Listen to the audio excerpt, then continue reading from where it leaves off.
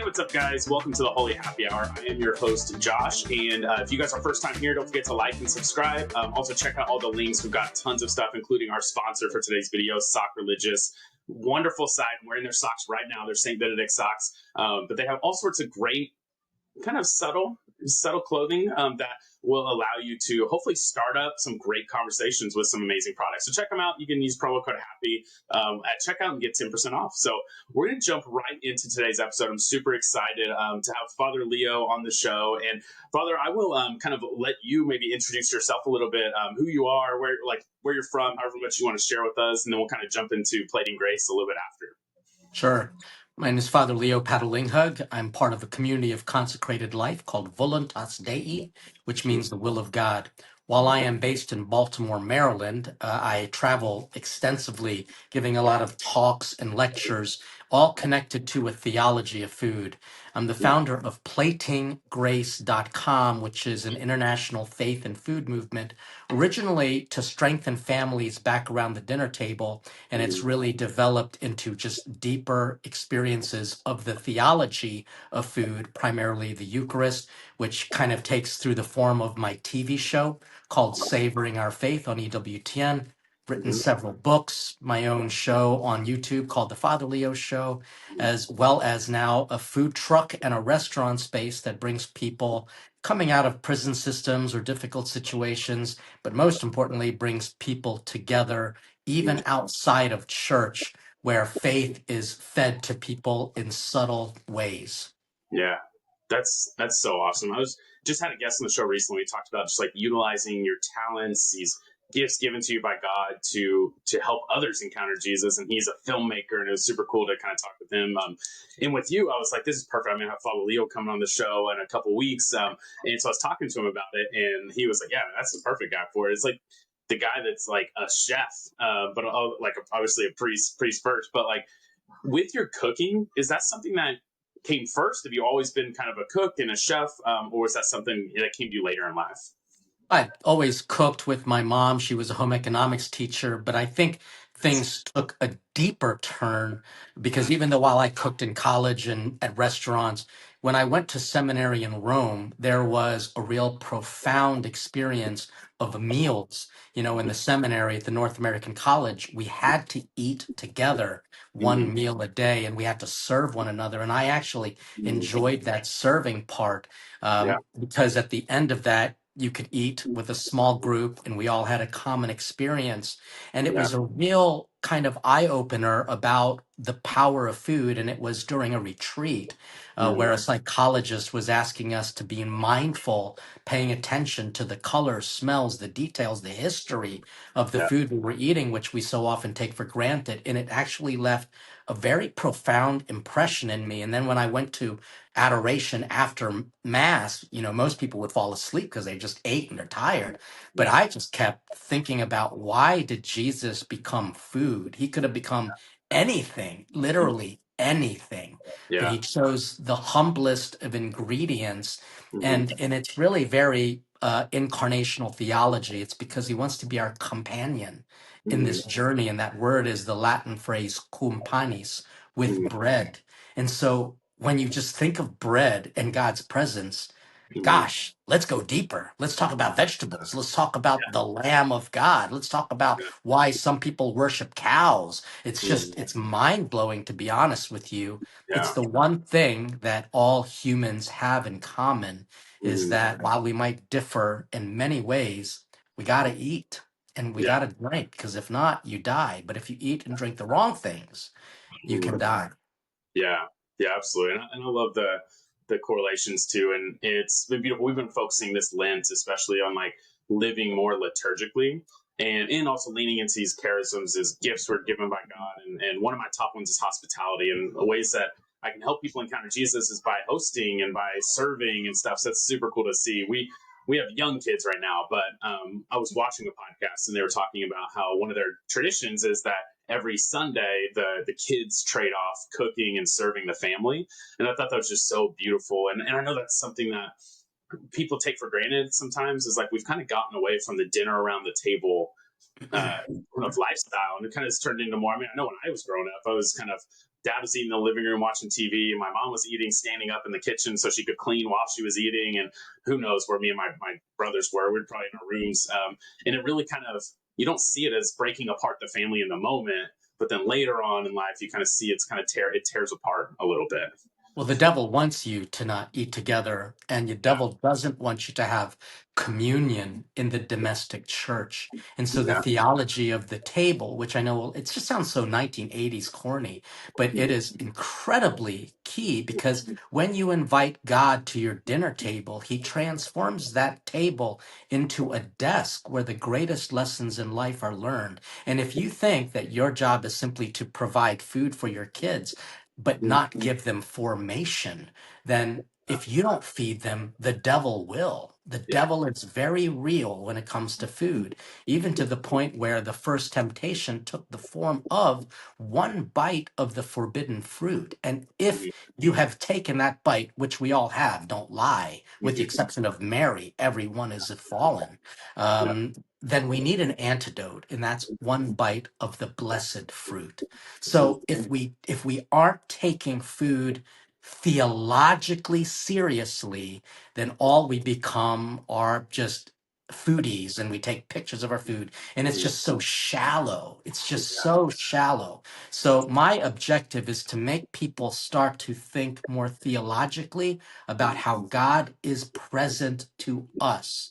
And if we take him seriously, then that piece of bread ain't nothing, ain't Mhm. just nothing. It is his very presence. And I know we're going to get into talking about how satanic cults Mhm. use this simple piece of bread, but it's amazing how even Satanists know that God is present in the Yeah. Eucharist. And there is no other religion other than the ancient religions, namely the Roman Catholics, and then the break off from the Greek schism, the Great Schism, where orthodoxy kind of separated itself, but they believe in a presence of Christ in the Eucharist.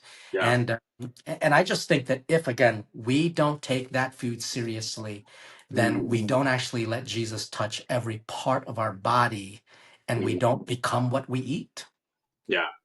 Yeah, absolutely. And that's something I'm kind of, I still call myself a baby Catholic. I've been Catholic for coming up 6 years this Easter. And one of the big things that I know they always talked about is being like the priest of your home or of your family. And you're like living as if like, if you're the priest, then your family would be your parishioners and serving them and everything. And it was super cool to think about that. And so then that kind of took me into this mindset of like, okay, that does make sense why dinner would be so, or like meals would be so important to eat together. For us, me and my family, it's dinner, but it's also breakfast too, starting the day together, praying before the meal and being intentional with it.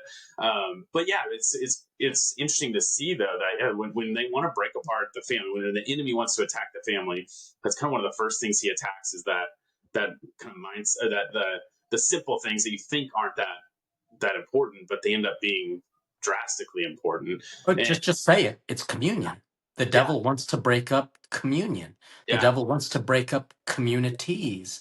The mm, devil wants to break up anything that makes us come together. Conversion, conversation. And the best place for conversation is obviously at the dinner table. yeah, And it is exactly what the devil doesn't want you to experience. This coming together, this turning towards each other, this time of serving one another, this time of helping each other. The very act of feeding is the greatest act of love outside of the sexual act.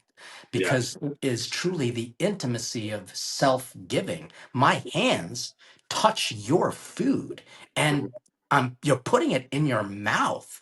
And so, like, I don't want to get all John of the Cross sensual in the theological language, mm-hmm, but it is the most powerful thing, the most religious existence other than the sexual act.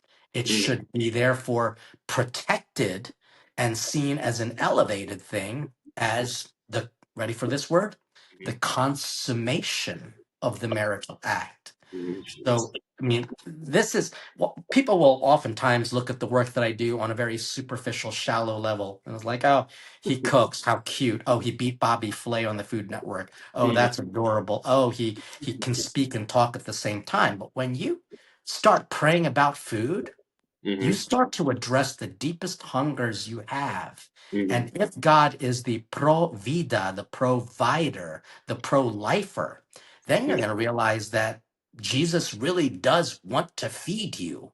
Hmm. But we oftentimes only go to him for spiritual things. We don't ask God for actually, hey, God, I'm sick. Can you heal me? And it's like, yeah, let me touch you. Let Hmm. me heal you. And the way he does that is obviously through the Eucharist. And by the way, check out the other sacraments. They all Yeah. have to do with food as well. From the baptismal waters to the oil of anointing to viaticum, on the way with you is what it means. That's the Eucharist. Yeah. And then the confession. What does that lead to? It leads to the feast of the fatted calf, i.e., the Lamb of God. Hmm. So food is Hmm. everywhere when it comes to Catholics. Yeah, yeah, absolutely. And I know when I first heard you, what it was on That Man Is You. When you were the guest. What is this past semester? Maybe it was last year. I can't remember. But the one our table was just like every time it would show up, and you were the one, the speaker. They were like, "Oh yes, I love this guy." And one of the guys actually specifically said exactly what you said. He's like, "I've never thought of food so deeply before," and he even took into consideration that. I used to like drive home and just call my wife. It's like, hey, like, what you want me to stop and grab some on the way home?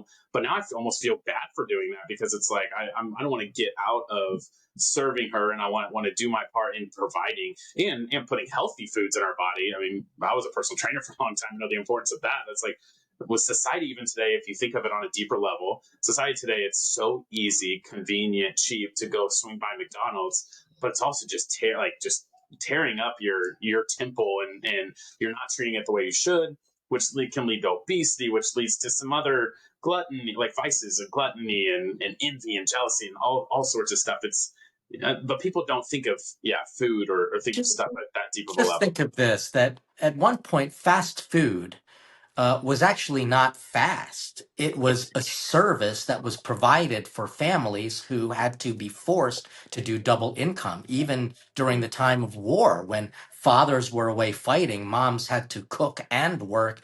It Mm-hmm. was a service for them, and they served healthy food. And all fast foods all started as family operations, Mm-hmm. when people would go there. And now we have mass production of foods, which then leads to what?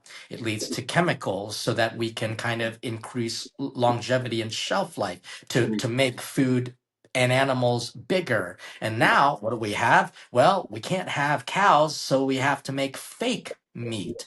And we have literally Bill Gates creating fake food, and he becomes the provider. And look at him. He literally is, in a sense, an exalted figure. I know he thinks he is the savior of the world. And Yeah. it's just an arrogance, and it all comes from a lack of knowledge of food. You mentioned liturgical kind of obedience. Mm-hmm. Well, some foods shouldn't be eaten because it's just not the season. If we can actually get back to an agrarian liturgical season, which, by the way, was the liturgical season for the Jewish people, they ate according to what was available, Mm-hmm. including when you had to fast because there's just no food. Yeah. We're just so disconnected in so many ways, and the Yeah. devil loves it because now there's no longer communion Yeah. in us. Yeah.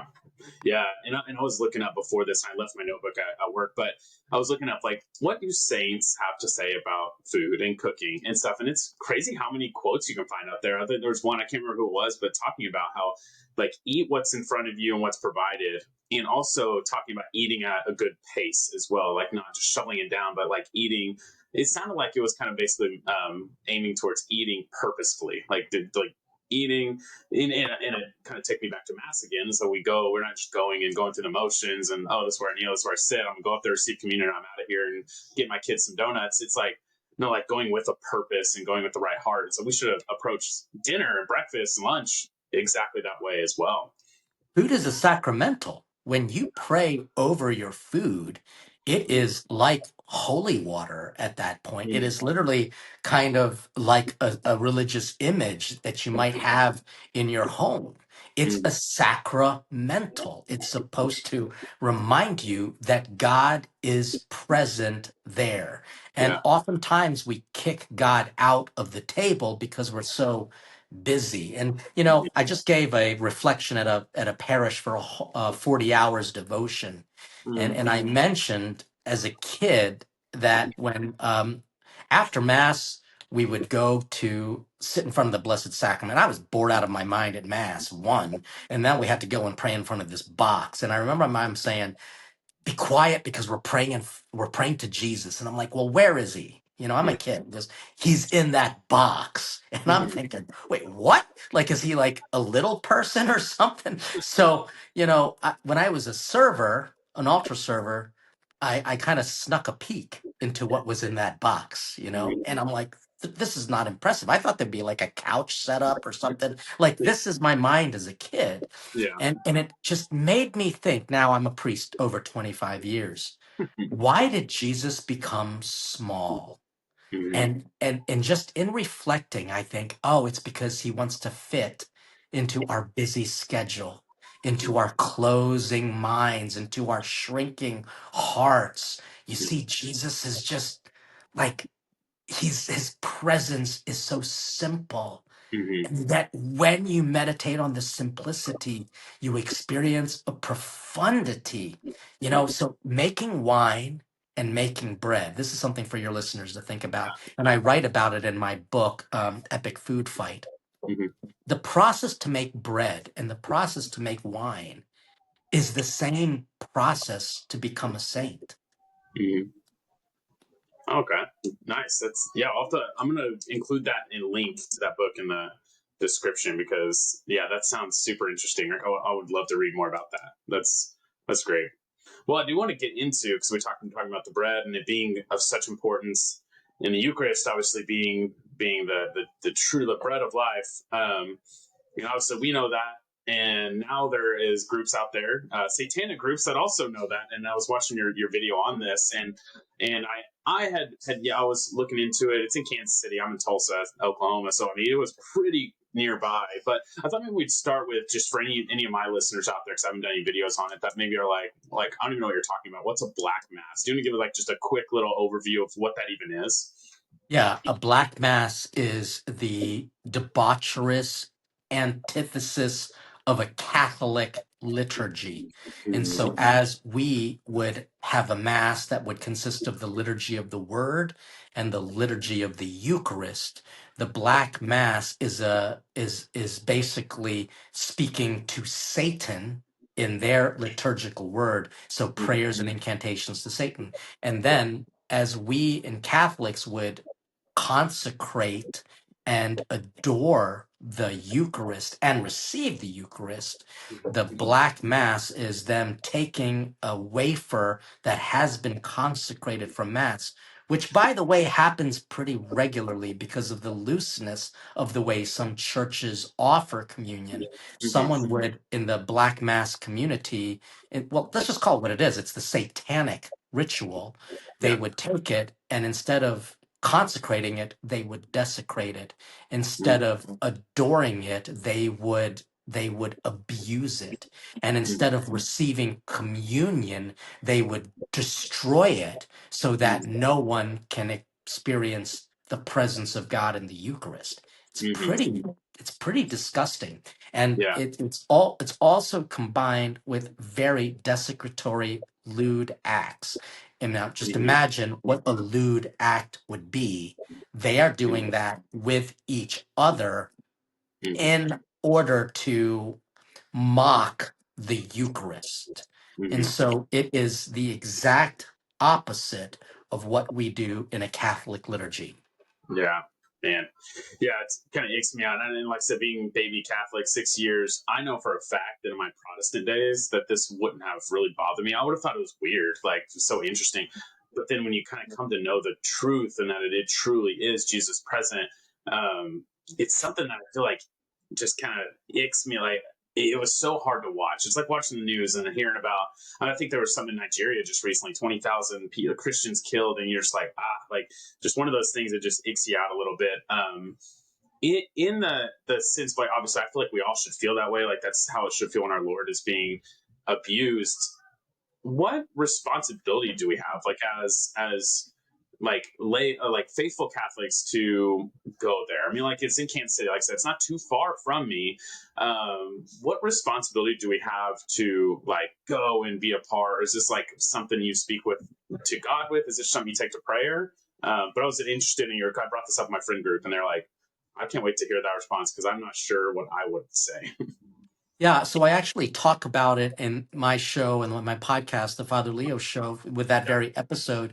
And I yeah, kind of, in my approach to podcasting, and mm-hmm, this is no diminishing of anyone's perspective.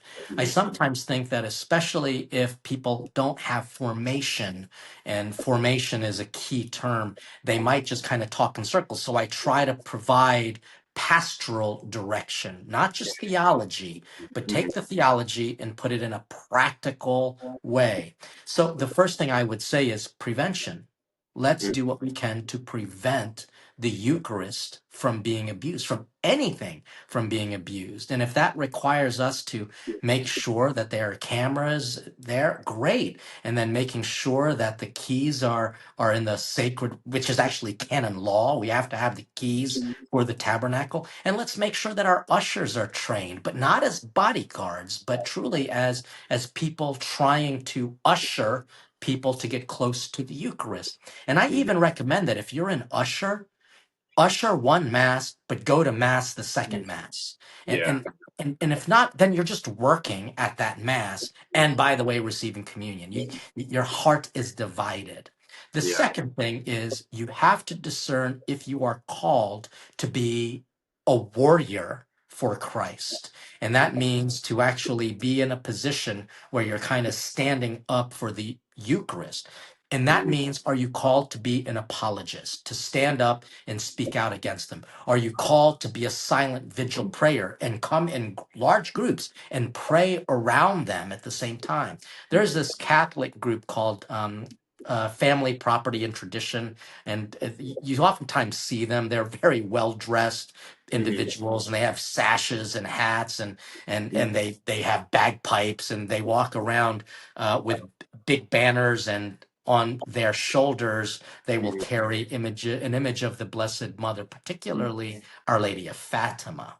yeah, And that's a big reason, is because in Fatima it was really a message. So my degree is in Mariology, oh, so nice, I speak very clearly about the message of Fatima was anti-communism. mm, It's pretty impressive. She's kind of responsible for the fall of communism in Russia, even. That's another story.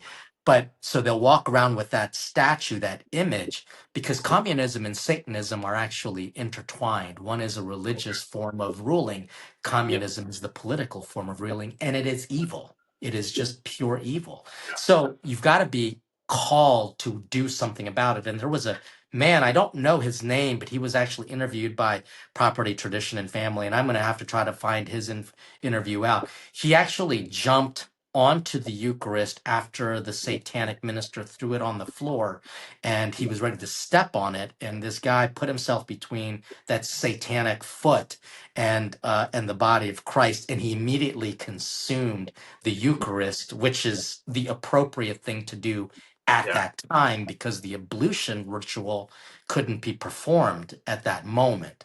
And, yeah, and he literally suffered physical abuse. They were punching him and kicking him, and they were pulling his hair, and and then of course these satanic weirdos were like trying to call the cops on him. yeah, Like, how dumb and how yeah, inconsistent can a mm, Satanist be? It's ironic how dumb they are. yeah, yeah. And on my notes of things from your episode, like you hit almost all of them right there because I was like, when I was watching it, that was one of the first things that, and I've kind of had that thought too, is that ushers and people working the mass, like working that mass and doing it super diligently, but in doing that, you're not able to enter as you probably should to prayer. So attending a different mass, I was like, oh, that's a great like recommendation. That's super cool because I thought that before. Man, these ushers, I mean, running around, grabbing communion, taking it out of the church and putting it in the locked box, and then coming back and they missed 5 minutes of mass because they had to walk around the church. And I was like, man, yeah, maybe they should take a week off or something. But for us, for our parish at least, it's usually the same ushers, at least at that mass. And so I've always thought that too. And there's a couple of particular guys that it's just like, you guys serve the church so well, and I was so thankful for them. But like, I always want to make sure, like, is there anything we can do to make sure these guys can properly attend mass? But I think that's beautiful. I know some people have said we like, and I don't know, I don't think this necessarily solves everything, but some people are saying it very, very strongly of like, we've got to get rid of the Eucharist into the hands. It needs to go straight to the tongue. And again, I don't think that solves everything, but do you think that that's something that would help? Is that something you'd recommend? No, because I think the debate goes, it's very antiquated. Mm-hmm. At one point, everybody received communion in the hands. Yeah. That's Mm-hmm. the earliest church. I mean, there are church fathers talking about how to make your hand a throne to receive more precious than gold. And so receiving it on the tongue is beautiful and noble, Mm-hmm. and it's so holy. But Yeah. but it's not how you receive it in a physical way. That's part of it. It's your internal disposition. And Mm-hmm. so, I gave an episode actually of how to receive communion because from a perspective of a priest. And it was kind of a humorous one. I think I'm gonna have to do like a replay of it Yeah. because it's also odd for a priest to give communion out in because the way they receive communion these days, but that's just, again, it's another conversation. I Yeah. don't think that is going to solve the problem. It can certainly help, but I can also tell you that there are some communicants people who receive communion, it's just as easy for them to take it right out of their mouth, Mm-hmm. and just hold on to it. It Yeah. it's really about catechizing people. There is no instruction that we give to people other than when they are literal children, Mm-hmm. and like, Yeah. what do you remember when you were a kid? Yeah. And so it's going to require a real consciousness of what and who the Eucharist is. And Mm-hmm. so I remember when I was in parish ministry, every year we gave instructions throughout the homilies on how to act in church, including communion, Mm-hmm. which took the form of pamphlets, which took the form of thing on the website. And then, of course, the priests, we all worked together to make sure we were offering the same message. And Mm-hmm. as a result, people became more aware. And at the bigger liturgies, Christmas, Easter, Palm Sunday, funerals, and weddings, we would remind people before receiving communion that it's reserved for Catholics who are properly disposed. If you are Mm-hmm. not, you can remain seated. If you wish to receive a blessing, come forward with your arms crossed as such, which is so strange because that's not in our ritual as well. But it's Mm-hmm. just a way to kind of include people in this liturgical movement Yeah. without them receiving communion and Mm-hmm. being awkward about it.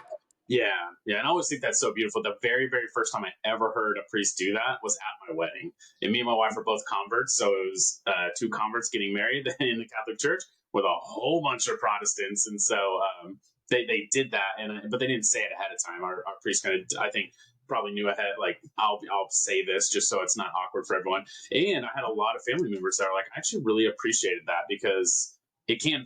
I was a little nervous for that. It felt really weird. I didn't know what to do. Do I go forward? And so when they said it, actually, it seems kind of like I could see how an outside person would think like if the Catholics are pushing you out and like you can't be included in this, but No, that thing does the opposite. It brings it just in. yeah, it's just letting you know this is Yeah, how Catholics eat. We do have a tradition. In the same way, if you to go to a different country, you got to know how to eat their yeah, food. Please don't ask for butter in Italy for your bread. Just don't do it.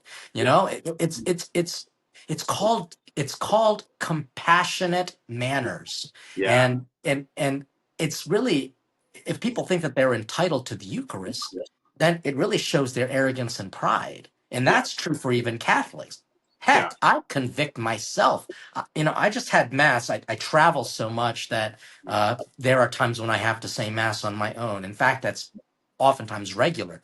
And Mhm. I have a whole mass kit. I do everything. I even have a consecratory linen that has a relic in it that actually converts that table into a consecrated altar for that mass. It's pretty cool stuff. I mean, our Catholic theology is precious.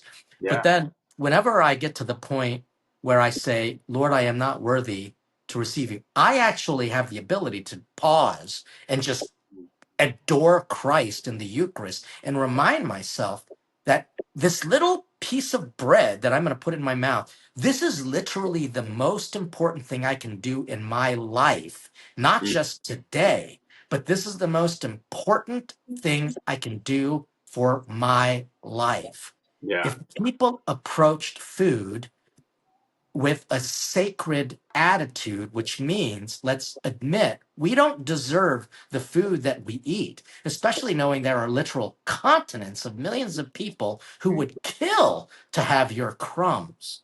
We Yeah. would waste, we would be grateful, we would relish that moment, and it would humble us. Yeah. Now, take that to the next level. If this is the last bite of food that you would eat before you die, Mhm. that's the Eucharist. The Yeah. Eucharist is literally a death to self so that Christ can live in you. Mhm. Yeah.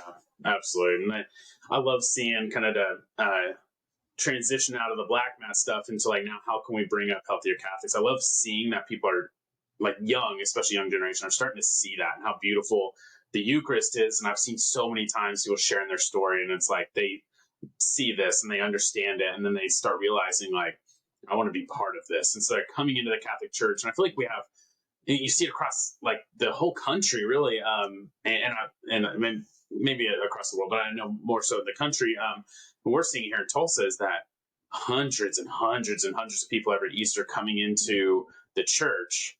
But I feel like I've heard a study, and maybe correct me if I'm wrong here, but I've heard a study that for every one Catholic coming into the church, we lose three. So I Correct. feel like I hear some conflicting stuff where it's like the church is really growing right now, but then some people are like, yeah, but it's also bleeding out the back too.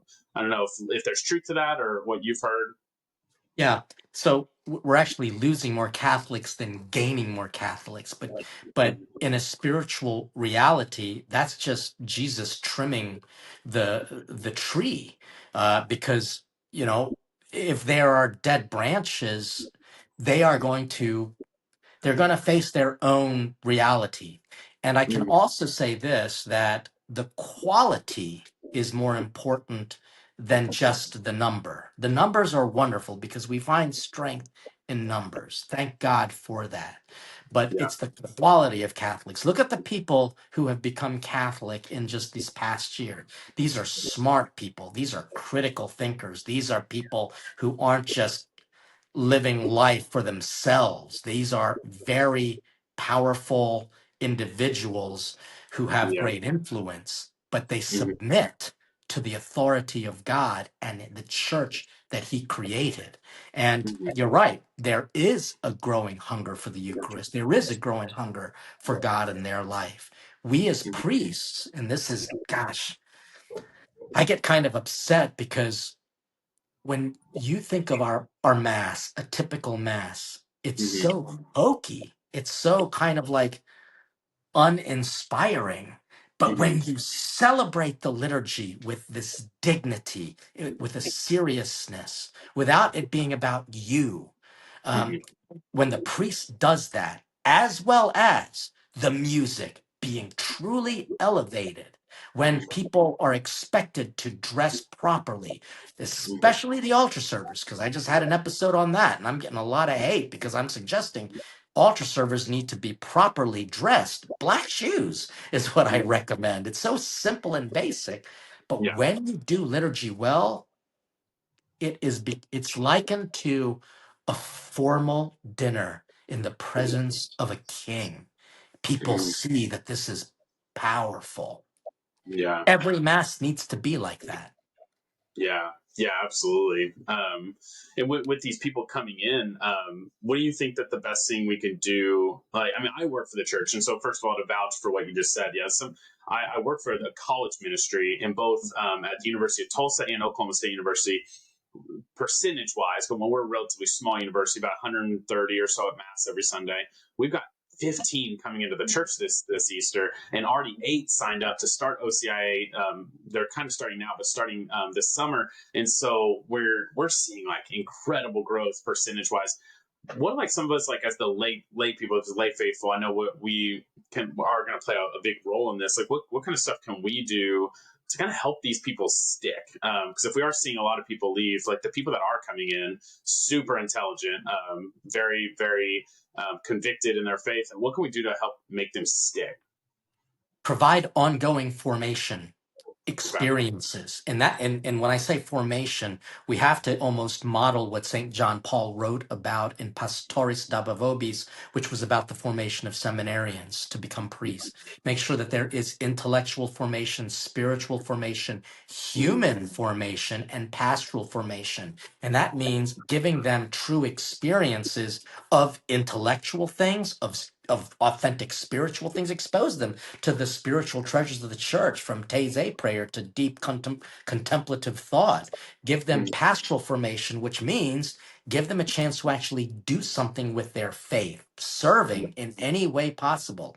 And the human formation, which means paying attention to their person and even kind of giving them a chance to say, hey, how can you be a better minister of the word? Well, maybe you might want to, I don't know, take a bath because you stink. No one's actually going to listen to you if you're kind of gross, Yeah. and that's really tough stuff to do. But I Mm-hmm. even say this to the seminarians: you could be the smartest person in the world, but if you're a jerk in your person, no one's going to like your God. That's just the reality. So, getting people to become more likable, is it no doubt that the reason why Protestant churches grow is because they have the most attractive preachers and the most attractive ushers? When you walk in that door, you've got like Abercrombie and Fitch models walking up to you and saying, "Hey, we are so glad you're here." What do we Yeah. get? We get a usher saying, "You want the bulletin now or later?" You know? Yeah. So human formation Mhm. is the hardest, but it's the most important.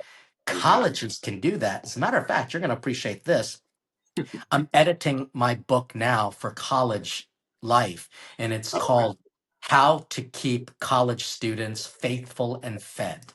And Nice. so it's going to be a book on making sure college kids have kind of tools to think Yeah. about as they're going through college.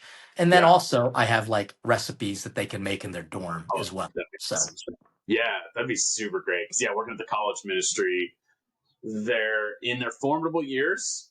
But when I first started, they were like, "We want to tell you something." So a focus missionary took me aside and was just like, "Just so you know, like this is a battle. Like when we're here because 70% of students will fall away from their faith, and some of them never come back again. So this is a very formidable time. So it's super cool to see and work on that. I'm definitely very interested in that, and we're always ordering books and stuff to have at the parish and stuff. So we'll keep our eye out for that one. But yeah, the people, I feel like especially young people are very much like finding Christianity because they're sick of this. There is no truth. There is no world. You can be whatever you want to be, including furry or whatever you want to call yourself. And it's I feel like pushing people to tradition. And when they're they're wanting rules. Like there's too much. That's too much gray area. I want black and white. And then when they're finding that, they're finding Christianity, and some of them taking it even further to like finding actual tradition. Okay, I found Christianity, but now finding the black and whites, finding the tradition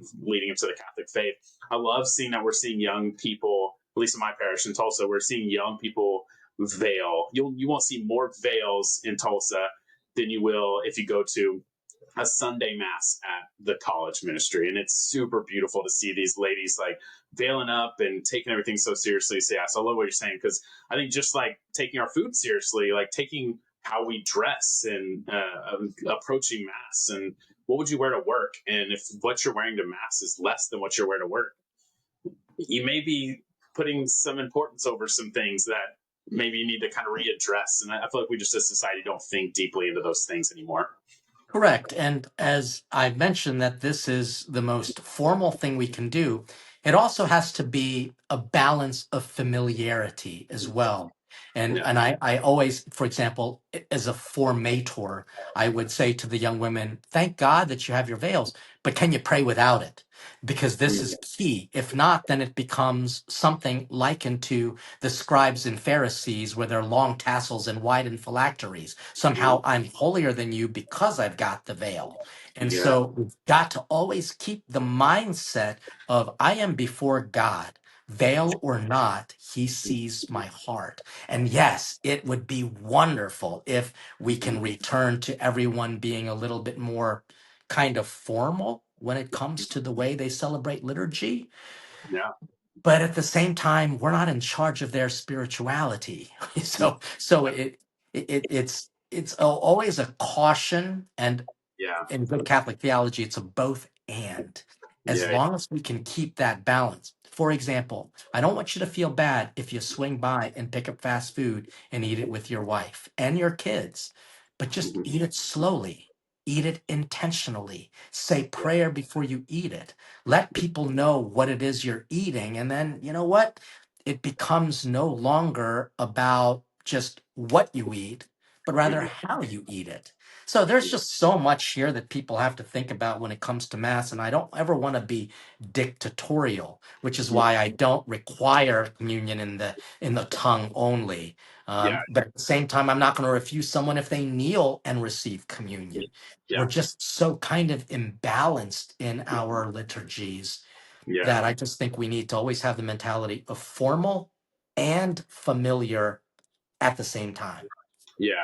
Yeah, absolutely. And that actually kind of leads right into the final question we'll kind of close with is that I was talking to someone and kind of have some similar conversations, and this precedent of saying that the biggest thing we can do is getting them to care. Is like when you get them to care, they will start their prayer life, their relationship with God. Then they will start making the decisions that's best for their spiritual life. So, like you said, we're not in charge. I mean, it's like if they veil at mass, great. It doesn't make them above the girl that doesn't veil. But like I asked him, I was like, what? Because I've talked to a lot of Protestants and even a lot of Catholics. Honestly, sometimes it's more so on the Catholic side, but that are really check the box Catholics, as one of my buddies says at church. And so our question, and it actually came from my friend. He said, "How do we get our friends, families, coworkers, fellow parishioners to care about their spiritual life and not be those people that are just like, okay, went to mass today, check.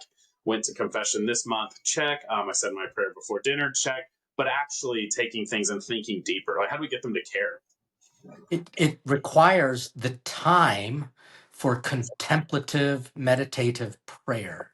Mm, And that's, we're so busy, and again we want everything in a microwavable minute. The fast food mentality is real when it comes to our faith. So as yeah. long as we're doing these things, boom, I'm done.